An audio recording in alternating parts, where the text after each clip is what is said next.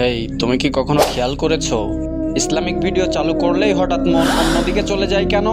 তুমি স্ক্রল করছিলে, সবকিছুই ঠিক ছিল, কিন্তু ইসলামিক ভিডিও সামনে আসতেই মনে হলো পরে দেখবো। কেন পরে দেখবো? এই চিন্তাটা তোমার না, এটা শয়তানের প্রথম ফাঁদ। তুমি ভিডিওটা দেখতে গেলে হঠাৎ নোটিফিকেশন, হঠাৎ অন্য ভিডিও, হঠাৎ বিরক্তি।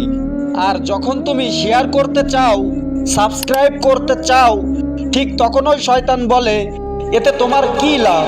কারণ সে জানে এই একটি ক্লিক তোমার জীবনের পরিবর্তন শুরু করতে পারে। আজ যদি তুমি এই ভিডিওটা শেষ পর্যন্ত দেখো, একটা শেয়ার করো, তাহলে মনে রেখো তুমি শয়তানের বিরুদ্ধে জিতে গেছো। তুমি কার পক্ষে দাঁড়ালে কমেন্টে বলো, আমি থাকবো তোমাদের অপেক্ষায়।